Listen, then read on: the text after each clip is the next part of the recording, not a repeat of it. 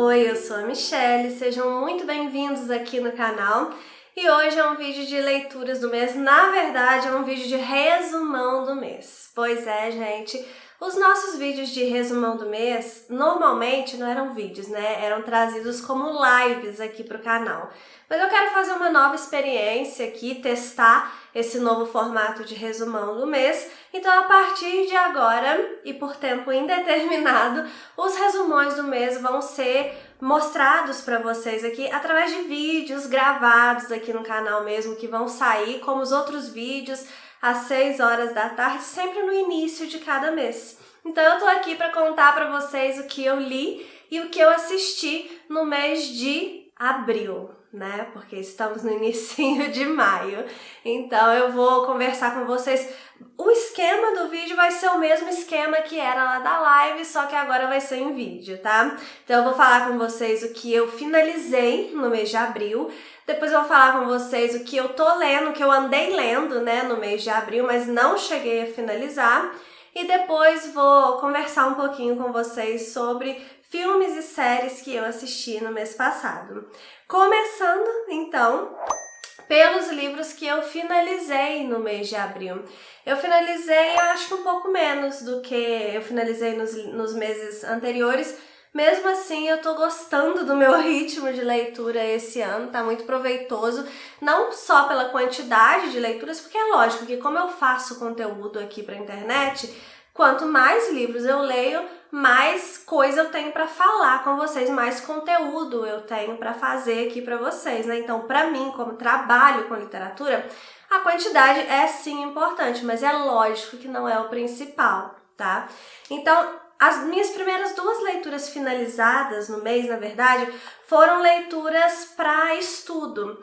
E eu sempre falo com vocês, eu trago aqui para vocês mostrando os livros que eu leio para estudo, quando eu leio o livro inteiro. Quando eu leio só um texto daquele livro ali, eu não fico trazendo, não, porque eu acho que fica chato, eu acho que interessa mais mostrar para vocês e poder dar a minha opinião sobre o livro completo. Se eu li só um texto daquele livro, eu não sei os outros textos, se eu vou gostar, se eu não vou gostar. Então eu prefiro trazer aqui para vocês no resumão, quando eu leio o livro mesmo de capa a capa. E foi o caso desses 2 livros aqui, ambos falando sobre Goethe, né, que é a nossa atual leitura do Clube MSL. Nós começamos agora em maio a leitura de Os Sofrimentos do Jovem Werther lá no clube, então eu mergulhei nesse mundo de Goethe para fazer o conteúdo lá do clube. Como eu sempre falo aqui também, eu preciso ler antes tanto o livro do clube quanto as outras leituras complementares para fazer as aulas e para no início da imersão já tá tudo disponibilizado para o pessoal lá do clube, né? Então, eu li esse livrinho aqui, Goethe, O Olhar e o Mundo das Formas, do Pedro Fernandes Galé, que eu gostei. Os 2 livros que eu li do Goethe aqui, eu gostei bastante, assim, bastante não, eu gostei. Esse livro aqui, ele foi muito útil em algumas partes, só que muita coisa que eu li aqui não interessava exatamente para o conteúdo que eu queria fazer lá para o clube. Ele fala muito aqui sobre a parte do classicismo de Weimar, que é uma parte importante na produção literária do Goethe. Só que o livro que a gente está lendo lá no clube é um livro que não pertence a essa fase do Goethe, é um livro que pertence a uma fase anterior, que é a fase do Sturm und Drang. Então acabou que esse livro aqui me valeu sim para pegar um pouco dessa parte do classicismo, dessas ideias, dessa virada, né, mesmo no estilo do Goethe. Então para isso ele foi importante, mas ele não serviu tanto assim para fazer tanto conteúdo lá pro clube. Mas é lógico que me deu aquela contextualizada e tal nas ideias do Goethe, no classicismo mesmo, então para isso ele funcionou, tá? Então por isso eu acabei gostando sim desse livro aqui. É uma leitura um pouco mais densa para quem quer realmente saber sobre essa parte da história, da produção literária do Goethe mesmo, tá, gente? Não é um livro assim para o leitor leigo ler como diversão. É um livro para quem quer estudar de fato Goethe, eu recomendo. Agora o leitor leigo eu acho que não vai ser muito interessante, tá? Agora se você quiser estudar Goethe, sim, é um livro interessante. E aí o outro livro que eu li foi Goethe, o Libertador, que foi um livro também que eu aproveitei algumas partes dele. Ele tem aqui partes que estão... Eu não coloquei as flags, né? Mas aqui eu marquei algumas partes do livro que eu achei interessantes. Esse é um livro mais voltado para a vida do Goethe. Não é uma biografia, são ensaios. Só que eu sinto que são ensaios que, para mim, pelo menos, somaram mais para fazer a biografia. Porque lá no clube eu disponibilizo a biografia dos autores em formato de documentário. São documentários que eu mesma faço. Eu escrevo os roteiros, eu filmo o documentário, eu edito, eu que faço tudo. Então são documentários exclusivos do Clube MSL. E esse livro aqui me serviu bastante para o documentário, né? Não tanto assim para as aulas.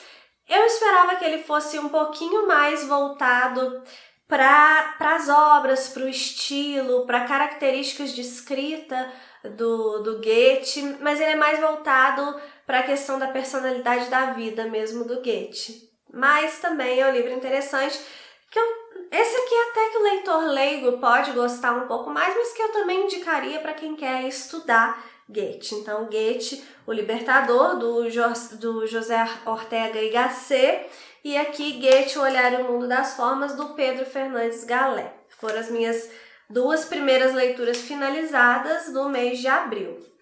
Aí, eu finalizei 3 livros de ficção, que esses aqui são de não ficção, né?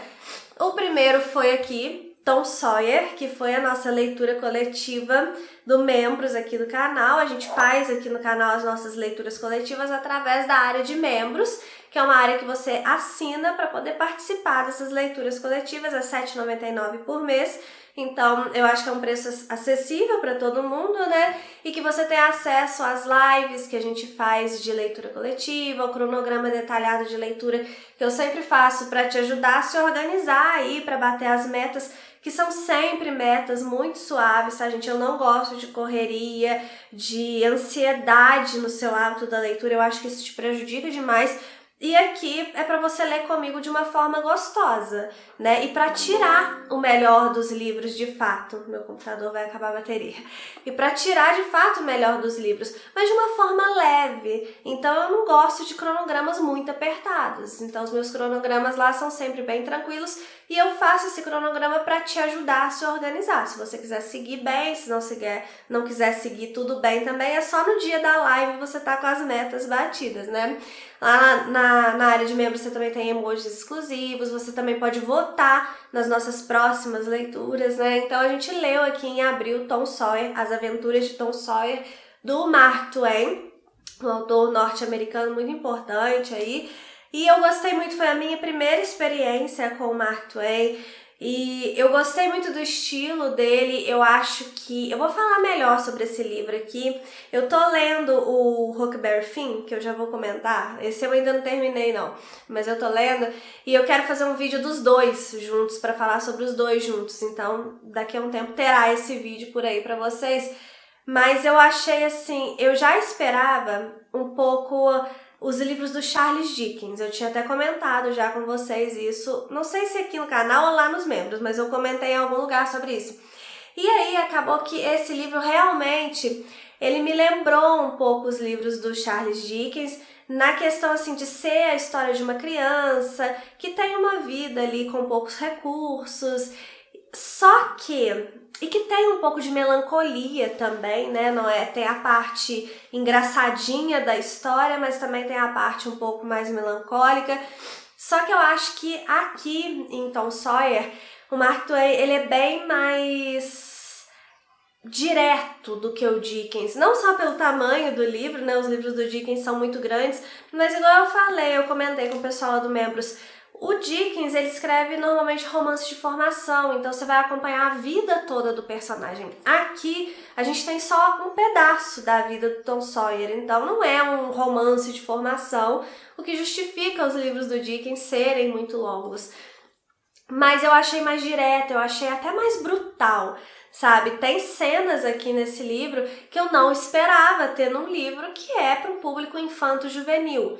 É para um público infanto-juvenil, mas ele também traz mensagens para os adultos.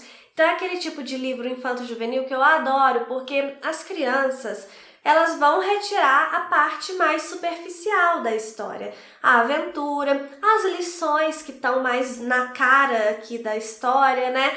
Mas para os adultos esse livro também serve, só que de uma forma diferente, porque os adultos vão conseguir captar mensagens, captar nuances aqui dos personagens que as crianças não vão conseguir captar e que são coisas bem mais profundas, que vão servir para reflexões mais profundas dos adultos. Eu adoro quando livros infantos juvenis fazem isso, e é o caso aqui das Aventuras de Tom Sawyer. Então eu gostei bastante desse livro, é um livro muito divertido, que me fez pensar sobre muitas coisas e, como eu falei, tem aquele toque de melancolia, e eu gosto muito de livros que misturam esses dois lados, um lado mais divertido e um lado mais melancólico. Então ele tem isso daqui, mas depois a gente vai conversar melhor sobre Tom Sawyer com o tempo, tá, gente?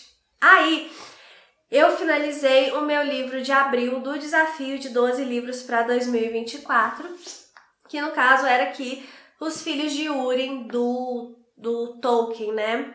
Húrin ou Húrin, na minha cabeça eu falo Húrin, então eu vou falar Húrin, tá, gente?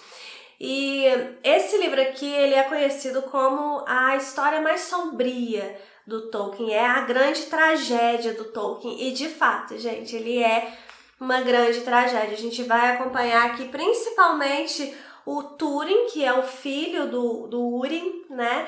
E toda a jornada dele, depois que o pai dele é preso lá por Morgoth, e aí ele vai ter que fugir da casa dele ainda criança, e a gente vai acompanhando toda a história de vida dele. Inclusive, eu acho que a gente poderia até chamar isso daqui de um romance de formação, porque a gente acompanha o Túrin desde a infância, desde o seu nascimento ali, até, né, a idade adulta, e os desdobramentos, né, as coisas que vão acontecendo com ele ao longo da vida, fugindo de uma maldição aí que recaiu sobre a família dele, uma maldição vinda do próprio Morgoth. E aí, assim, eu acho que não dá nem... Eu quero conversar sobre esse livro aqui com vocês também, mas eu tô pensando como que eu vou conversar, porque eu acho tão interessante vocês irem descobrindo cada coisa que vai acontecendo, porque é aquele tipo de livro que, quando você acha que as coisas vão começar a dar certo ali pro personagem, elas dão errado. E aí ele tem que começar de novo, ele tem que arrumar uma nova forma de seguir em frente. E aí quando ele tá conseguindo seguir em frente, outra tragédia acontece. Então é um livro que só vem tragédia atrás de tragédia. E o final do livro, ele é assim, espetacular como um final de livro, mas ele é dilacerante, sabe? Porque realmente é uma tragédia, gente. Então você pode esperar que tudo vai sempre dar errado para esse personagem, e a gente fica sempre com aquela pontinha de esperança. É como se a gente estivesse na pele do personagem, que a gente quer que tudo dê certo, a gente começa a ter uma esperança de que vai dar certo e alguma coisa muito ruim acontece. Mas é assim, espetacular, é muito bem escrito, né? Escrito pelo Tolkien. Me perguntaram até lá no Instagram se eu achei que tem o mesmo nível de complexidade de Senhor dos Anéis. Eu acho que é um pouco mais complexo até, mas nada que vai te impedir de ler e de entender. É super fácil de entender, tá? Mas eu falo assim, é porque tem gente que acha a escrita de Senhor dos Anéis um pouco mais densa. Ela é mais densa se comparada com o Hobbit, por exemplo, que é um livro infanto-juvenil, que inclusive ele faz o mesmo aqui que Tom Sawyer, né?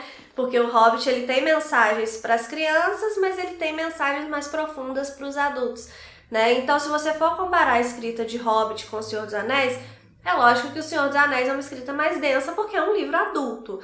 E esse daqui, eu considero que ele é até um pouco mais denso do que O Senhor dos Anéis, mas talvez também eu tenha tido essa impressão porque os acontecimentos são mais trágicos aqui de fato, então talvez eu tive essa impressão. Mas assim, gente, vale a pena você ler, você enfrentar, né, essa dificuldade que alguns têm com a escrita do Tolkien. Eu confesso que eu não tenho essa dificuldade com a escrita do Tolkien, eu acho encantadora, então eu fico deslumbrada enquanto eu tô lendo qualquer texto do Tolkien, mas algumas pessoas têm sim essa dificuldade, eu sei disso, mas vale a pena porque é um livro magnífico, gente. É como tudo que o Tolkien fez, é uma grande aula de escrita, além de ser um livro que nos distrai, que serve também como entretenimento, porque muita coisa vai acontecendo, né? Então é um livro que você não tem uma pausa para você respirar, é muita ação. Para quem gosta de ação,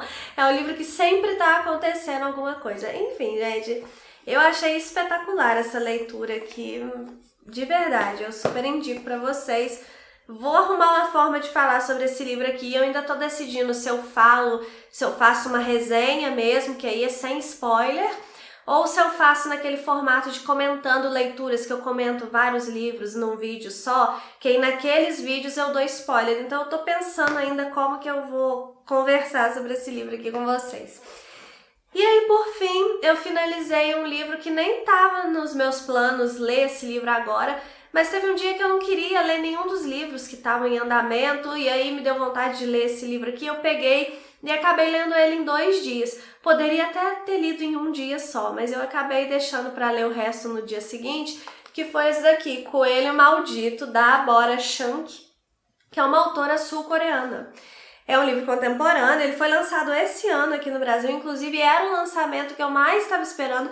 Eu não sou muito de ficar observando assim lançamentos. O máximo que eu faço é pegar aquela lista que sai no final do ano, que sempre é organizada pelo, eu acho que é Daniel Dago. Então eu sempre pego aquela lista que sai lá no Jornal Plural e dou uma olhada nos livros, o que me chama mais atenção. E nos lançamentos previstos para 2024, o livro que mais me chamou a atenção foi esse daqui, né, que é Coelho Maldito, que é uma reunião de contos que eu comprei esse livro na pré-venda, aí ele chegou e eu tava esperando o melhor momento de ler. Ele é um livro de contos bizarros, eu acho que é a melhor forma de descrever esse livro aqui. Também quero comentar sobre esse livro aqui com vocês num outro momento, melhor assim, mais detalhadamente. Aí eu pretendo fazer naquele comentando livros mesmo, porque eu quero contar algumas coisas que pode ser considerado spoiler, mas que eu acho interessante a gente conversar sobre essas determinadas coisas aqui. A sinopse do livro fala muito sobre a autora utilizar esse imaginário aqui dos livros, essas bizarrices, coisas fantasiosas, tem um certo realismo mágico aqui nos contos, e a sinopse fala muito da autora utilizar esse recurso para fazer críticas sociais, e de fato ela faz críticas sociais, só que a sinopse fala muito sobre críticas ao capitalismo, patriarcado, umas coisas assim, e eu acho que os contos eles vão muito além disso, sabe? Eu acho que a sinopse do livro, ela quer fazer o leitor interpretar por um viés, mas não é bem isso, não se prenda a essa interpretação se você for ler esse livro, porque é muito interessante. Ele é bizarramente incrível. Eu colocaria assim, não porque ele é perfeito, sabe? Não porque eu acho que é uma escrita espetacular. É uma boa escrita, eu gostei da escrita da autora, da construção dos contos, eu acho que são textos muito bem feitos, bem pensados, bem construídos. Não é um texto assim... É um texto de alguém que sabe o que está fazendo de fato, né? Eu vejo alguns pontos fracos aqui também, alguns contos, mas de forma geral, eu acho que se você começar a ler esse livro aqui sendo livre para interpretar as críticas da forma que você quiser, o livro cresce muito do que se você se prende a essas coisas de crítica, capitalismo, a patriarcado, seja lá o que for. Porque para mim ele vai muito além. Pelo menos na minha interpretação dos contos aqui, ele foi muito além. E, sei lá, me pareceu um livro inteligente, de acordo com as interpretações que eu fiz. Mas, mais uma vez, eu não me prendi a essa interpretação que parece que a sinopse quer nos direcionar. Enfim, eu vou falar melhor sobre ele, mas aí para falar melhor sobre ele eu preciso falar sobre alguns aspectos aqui dos contos que são spoiler, então eu vou esperar para falar num outro momento. Mas é interessante, só que assim, se você tem o estômago forte para coisas nojentas, para coisas bizarras, até meio gore, sabe? Porque tem cenas aqui bem... E se você tem a mente aberta também para histórias bem nonsense, bem fantasiosas mesmo, porque tem coisas aqui um pequeno exemplo assim que eu posso dar. Tem uma história aqui que é de uma mulher que quando ela vai no banheiro, ela vê uma cabecinha meio deformada, que com os cabelinhos meio ralos, na verdade é uma massa de carne que parece uma cabecinha, e aquela cabecinha sai do vaso sanitário chamando ela de mãe, e aí falando que ela é feita dos excrementos dessa mulher, e essa mulher vai ficar tentando se livrar dessa cabecinha, enquanto essa cabecinha quer crescer, se alimentando dos excrementos dessa mulher. É uma coisa muito bizarra. E esse é só um exemplo de um dos contos. Então, assim, você tem que ter a mente aberta. Mas se você gosta desse tipo de história e se você tá aberto a receber toda essa bizarrice, eu achei divertidíssimo, gente. Eu achei divertidíssimo. Então, eu indico para as pessoas que têm essa abertura para esse tipo de história, tá? Porque é bem bizarro mesmo. E aí foram esses aqui os livros que eu finalizei. Foram 5 livros finalizados, então, no mês de abril, né? E aí tem mais 2 livros ali que são os livros que eu dei andamento mesmo, que eu peguei para ler uma parte considerável aqui deles no mês de abril, que eu vou mostrar para vocês. O primeiro deles é Moby Dick, que é uma leitura do Clube MSL, é a próxima leitura que a gente vai fazer depois de ler Os Sofrimentos do Jovem Werther. A gente vai ler aqui Moby Dick, mas eu já comecei a leitura porque, como eu falei, eu preciso fazer o conteúdo, né? Então eu preciso ler o livro, para estudar o livro, para fazer todo o conteúdo lá do pessoal do clube. Eu já passei aqui da página 100 do livro. Minhas primeiras impressões foram muito positivas. Esse livro lá no clube, eu confesso que é o que eu tava com mais medo de ler. Por quê? Eu ouvi muita gente elogiando muito Moby Dick. Eu sei que é o livro preferido da vida de algumas pessoas, mas eu também sei que muita gente acha chato, acha descritivo demais, acha até técnico demais na questão das baleias, dos navios, né? Que ele se prende muito a essa parte. Eu ainda não cheguei nessa parte deles irem para o alto mar, então eu ainda não cheguei nessa parte de descrição muito minuciosa de baleia e de barco. Eu tô ali na parte dos preparativos, que o Ismael aqui que tá contando a história pra gente, ele tá ainda ali na taverna, ele tá andando pela cidade, e realmente é um livro descritivo, mas descritivo de uma forma que eu gosto, até agora. Eu não gosto muito dessas descrições muito técnicas, então eu acho que quando começar essa descrição muito técnica de navio, né, de barco e de baleia e tal, pode ser que eu ache um pouquinho chato, sim. Porque essa descrição mais técnica, eu tendo a achar um pouco mais chata. Mas até agora o que ele está descrevendo aqui é como é a taverna, como são as pessoas, o lugar que ele está dormindo. Aí tem uma cena muito engraçada num capítulo aqui que ele vai dormir com um cara lá que é todo diferente, assim. Ele é descrito quase que como um monstro mesmo, sabe? Um Frankenstein. Frankenstein eu sei que é um médico, tá, gente? Mas para vocês situarem, assim. E o monstro do Frankenstein, vou falar direitinho aqui. Mas é muito engraçado esse capítulo, gente. De rir, assim, eu ri alto mesmo.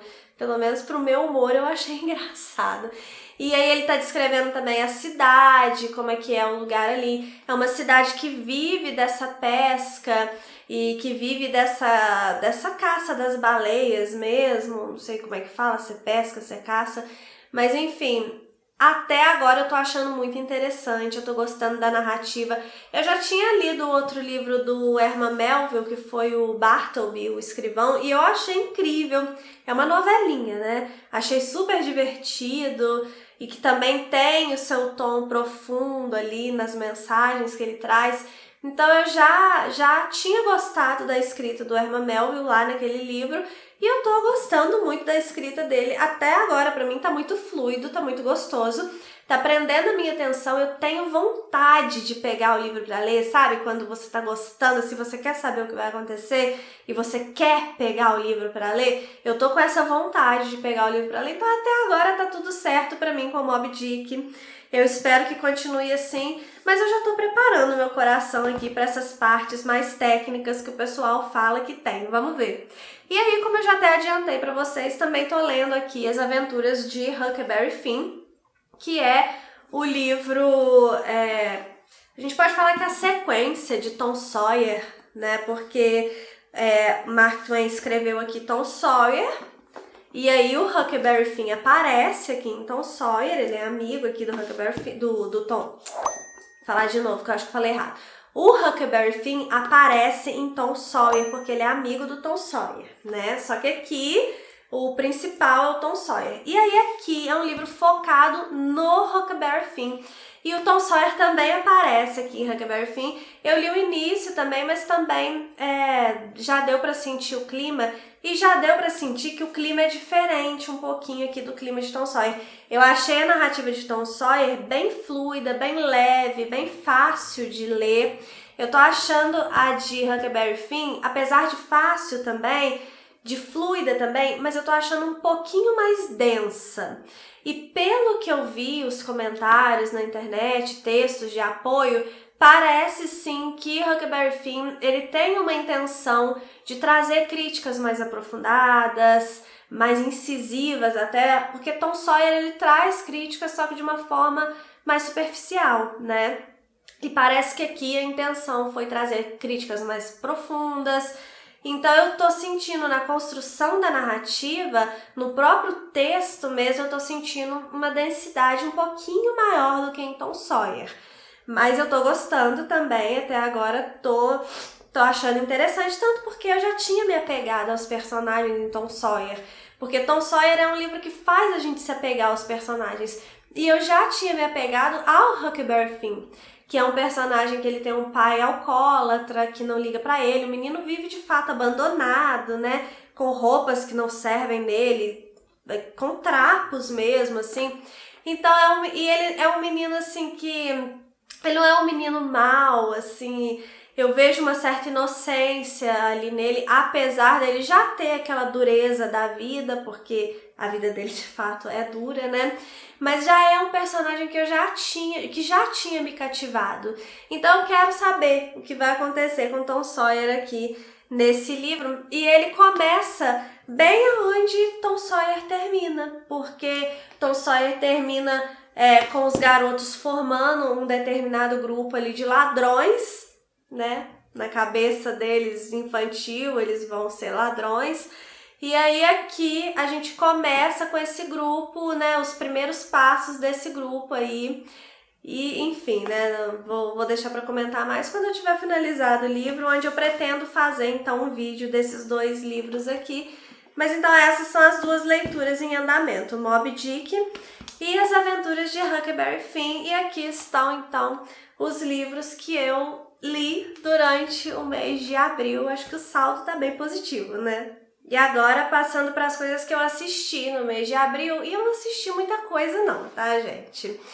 Primeira coisa que eu assisti foi a minissérie O Sinal, que é uma minissérie produzida... Eu não sei se é produzida, se são os produtores, se são os diretores, se são os roteiristas, mas a galera que fez Dark, que fez essa série... E Dark é uma das minhas séries preferidas, assim, no topo mesmo, porque eu amo aquela série, é muito legal, é muito inteligente, é maravilhosa. Dark é maravilhoso, viu, gente? Mas eles fizeram também uma outra série que eu tava gostando muito, que é 1899. É uma data que era num navio, assim, também com esse negócio de meio viagem no tempo. Eu gostei, só que eles cancelaram na primeira temporada, então, né, não teremos mais aquela série lá. E aí, quando eu vi que tinha O Sinal, que é uma minissérie de 4 episódios, eu me empolguei, né? Falei, opa, é meu momento. Aí, comecei a assistir. Eu já tinha assistido o primeiro episódio em março, eu até comentei com vocês no resumão de março, né, que eu tinha gostado do primeiro episódio. E aí, assisti os outros 3 episódios em abril. Gostei do segundo episódio também, mas o terceiro episódio já começou a me desagradar um pouco e o final achei bem bobo, assim.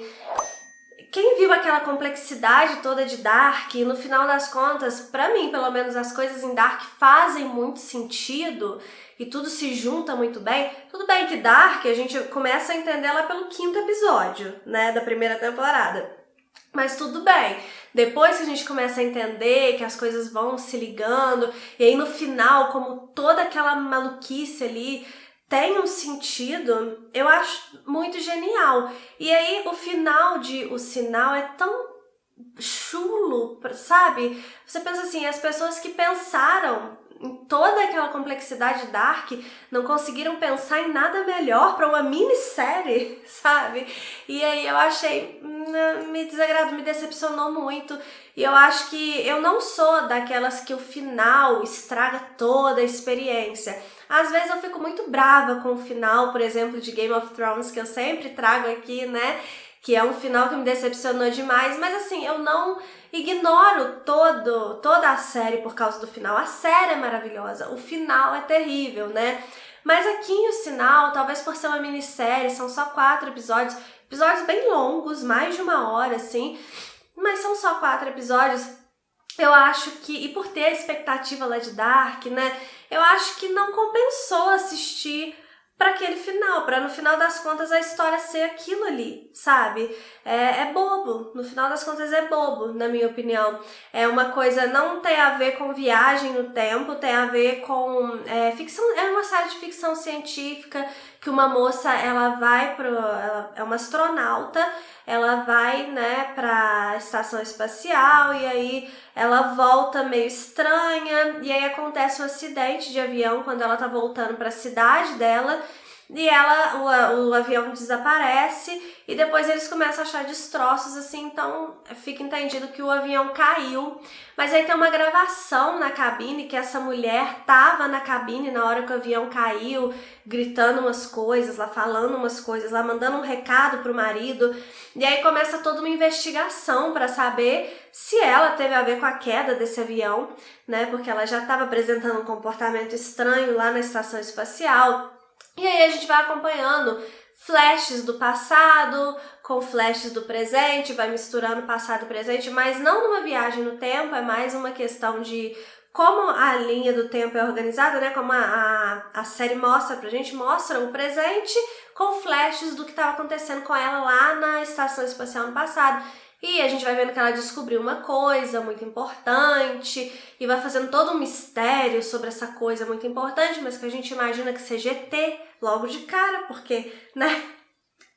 É uma série de ficção científica que tá no espaço, que tem uma coisa muito importante que ela viu e que ela descobriu e que ela precisa passar essa mensagem aqui pra Terra. Aí tem gente que não quer que passe a mensagem pro governo, porque senão a mensagem vai se espalhar. Tem gente, aí ela quer passar a mensagem para que todo mundo fique sabendo o que ela viu e aí fica aquela coisa. E a família dela que a gente não sabe muito bem se eles sabem ou se eles não sabem o que tá acontecendo, até onde o marido dela sabe do que ela estava fazendo lá, até onde ele não sabe. É essa coisa, né? Até meio dark, de você não saber muito bem o que está acontecendo, qual é a intenção das pessoas. Aí isso é muito legal. Só que aí no final das contas, o resultado disso tudo é tão besta que não valeu a pena todo esse mistério, toda essa construção pra nada no final das contas, né? Então assim, a sinopse é muito interessante, os atores são muito bons, a menina que faz a filha dela é muito boa, é uma menina que assim, teve uma parte ali que eu tive vontade de dar uns tapas na bunda dessa menina pra ela criar juízo, porque ela é uma outra coisa que me desagradou. Eu sou muito ligada à construção de personagem e eu acho que o personagem ele tem que ter uma construção que ela faz sentido ao longo, seja do livro, seja do filme, seja da série, do que for. A menina, ela apresenta um comportamento no início da série, da minissérie, e aí em um episódio só, a menina parece que ela tem outra personalidade, sabe? Porque a menina precisa dar uma revoltada para chegar num lugar lá, pro pai dela ir atrás, então precisava ter isso. Então a menina vira uma menininha revoltada do nada, assim, que não tem nada a ver com a construção que estava sendo feita da personalidade dela até então. E aí depois que passa isso, né, que ela já cumpriu a função dela de revoltadinha, aí ela volta a ter aquela personalidade lá do início. Então isso também foi uma coisa que me desagradou. Mas assim, os atores são muito bons, mas não achei que valeu a pena no final das contas. Ainda bem que foram só 4 episódios, né, gente? E foi uma série da Netflix, essa.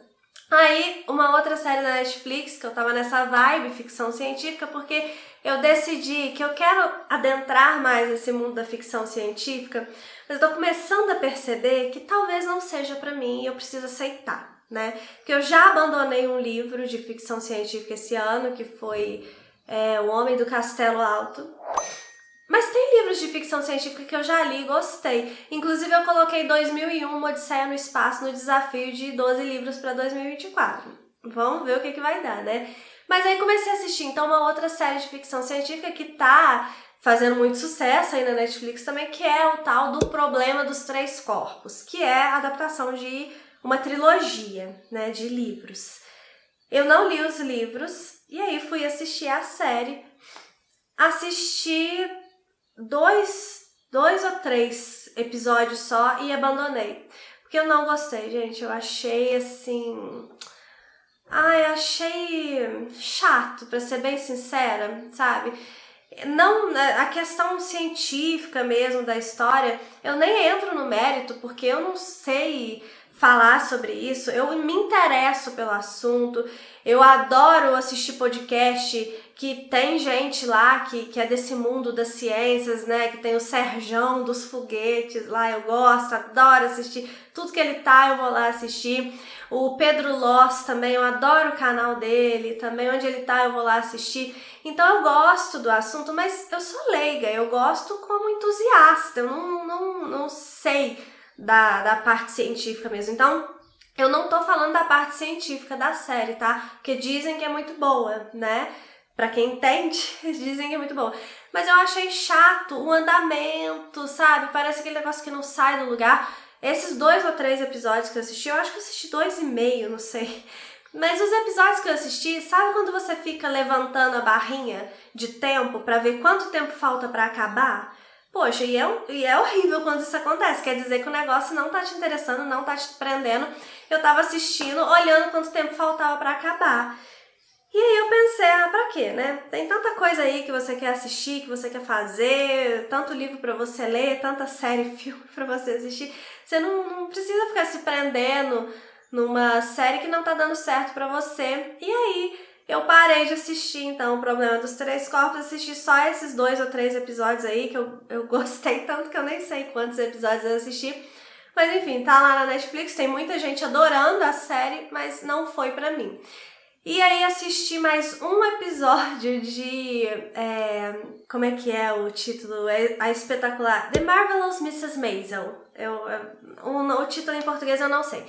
Mas aí eu assisti mais um episódio, eu já tinha começado a assistir, só que essa série eu tô assistindo assim, a conta-gota, sabe? Quando eu vou almoçar, foi exatamente isso que aconteceu. Um dia que eu ia almoçar, eu queria dar um tempinho ali pra almoçar, dar um descanso, que foi um dia que eu tive muita atividade na parte da manhã, e eu queria dar um descanso pra voltar para as atividades na parte da tarde, e aí eu pensei, o que eu vou assistir? Falei, vou assistir um episódio de Marvelous Mrs. Maisel, e aí assisti um episódio. Só que assim, eu não sei se é porque eu não tô assistindo direto, eu tô dando muito tempo entre um episódio e outro, eu tô também assim, achei chato, ou eu que tô chata, gente, talvez eu que tava chata esse mês pra série.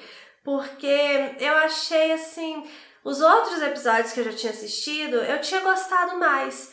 Aí esse eu já achei uma coisa, é que eu não gosto de mulher adulta agindo como adolescente, sabe? E foi meio que esse episódio me passou essa vibe de uma mulher adulta agindo como uma adolescente, que vai lá pro bar e bebe para esquecer os problemas e aí faz coisas que não podem ser feitas na época dela. Ai, que linda, ela é transgressora. Não, gente, você tem que respeitar as questões sociais, né? Você não pode querer reformular a sociedade a partir da sua revolta pessoal. E aí fica agindo igual uma adolescente revoltada. Uma mulher casada, divorciada no caso dela, né? Com filho, que não tem a mínima responsabilidade com os filhos, fica deixando os filhos com os pais, então isso tá começando a me irritar nela. Então não sei nem se eu vou assistir mais episódios dessa série também não, mas enfim, né, só pra constar aqui, assistir também mais um episódio. E assisti só um filme nesse mês de abril. Aí o filme eu gostei muito, tá, gente? O filme eu não vou reclamar dele não, que foi O Sequestro do Voo 375. É 375? Deixa eu conferir. O Sequestro do Voo 375. Esse filme é na Star Plus. A série da Mrs. Maisel é no Prime que tem, tá? E esse do Sequestro do Voo 375, ele é um filme nacional, que é uma história real, né, que aconteceu, um cara que sequestrou um voo há muito tempo atrás, 1988, se eu não me engano, eu tinha 2 aninhos, e aí ele sequestrou um voo e ele queria julgar esse avião lá no Congresso para matar o presidente. Queria julgar no Congresso para matar o presidente. Aí você já vê que a pessoa não entende nada do esquema político, porque o presidente nem fica no Congresso. Mas enfim, né? Pode ser que eu esteja errada. Talvez ele queria jogar no Palácio do Planalto mesmo. Eu acho que ele queria julgar no Congresso mesmo. Mas enfim, ele queria julgar o avião lá em algum lugar em Brasília para matar o presidente. Que eu acho que era o Sarney na época. Gente, enfim. Só que aí o piloto, ele dá um jeito lá, né, ele faz altas manobras e tudo aquilo que ele faz ali realmente aconteceu. Ele faz acho que chama tunô, o movimento do avião, que ele vira o avião de cabeça para baixo mesmo e depois volta com o avião pra normal, assim. E ele fez mesmo esse movimento. Eu já tinha visto essa história no canal do Lito, lá do Aviões e Música, que é um outro canal também que eu acompanho demais, adoro o canal do Lito. E vocês veem que eu acompanho umas coisas, né, gente, que não tem nada a ver com o meu trabalho, com a minha vida, assim. Eu acompanho coisa de ciência, acompanho coisa de avião, mas enfim, eu gosto dessas coisas. E aí, o Lito já tinha contado, né? Eu já tinha visto até no canal do Lito também que o avião não pode voar, esse avião comercial, ele não pode voar de cabeça para baixo, porque o que alimenta o avião ali fica na asa e aí ele para de alimentar, o combustível para de alimentar o motor, né? Mas nesse caso, pelo tempo que ele ficou, assim, que foi pouco tempo, ele realmente fez a manobra e acabou dando certo a manobra. E aí, no final das contas, esse cara é preso, né? Ele vai morrer, depois vão falar que ele vai morrer de... É uma doença lá que fica um negócio meio mal explicado, né? Mas enfim, ele... É muito legal o filme, gente, muito legal. E é um filme nacional diferente dos filmes nacionais que eu costumo ver, que eu confesso que eu não conheço tão profundamente assim o cinema nacional. Conheço os filmes que acabam fazendo mais sucesso, mas esse filme é um filme diferente, é um filme de ação, um filme que tem, que se passa, é um negócio dentro do avião, né? Então já é uma ambientação diferente do que a gente costuma ver em filmes nacionais, do que eu costumo ver em filmes nacionais, né? Não vou generalizar, mas eu achei muito legal, muito bem feito. Eu vi umas reclamações com relação ao CGI em alguns momentos. Realmente, em alguns momentos é um CGI bem meia boca, assim. Mas, gente, tem a questão de orçamento também, né? Que essas coisas são caras. A gente acostuma a ver filme de Hollywood que as coisas, né? Eles têm 500 milhões de dólares para fazer um filme. A gente acha que tudo é possível. Tudo é possível se você tiver 500 milhões de dólares para fazer um filme, né, gente? Agora, com o orçamento, que é até um orçamento muito alto, quando a gente vê, assim, né... 10 milhões de reais, né? Muito dinheiro, né? Mas talvez para fazer um filme não seja tanto dinheiro assim. Não sei quanto que foi o orçamento desse filme não, tá, gente? Eu tô chutando um número aqui. Mas eu achei ok, sabe, gente? Eu acho que a construção narrativa do filme ali é boa, eu acho que os atores são muito bons, a tensão ali, eles conseguem criar essa tensão de uma forma muito eficaz. Eu senti, assim, muita raiva daquele sequestrador.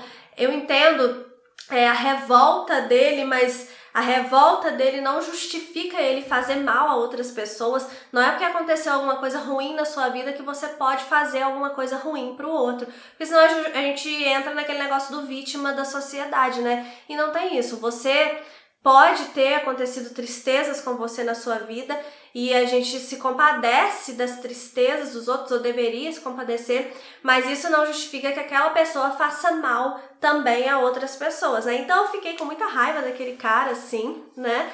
E, enfim, foi um filme que eu gostei, achei divertido, divertido assim, é um filme que te distrai, que te prende, né? Porque é um filme que tem muita ação, apesar de ter o lado melancólico também, porque a maior parte das pessoas ali se salvaram, graças a Deus, mas uma pessoa acabou falecendo de uma forma extremamente idiota e cruel ali, né, que foi o copiloto, e saber que aquilo realmente aconteceu, sabe,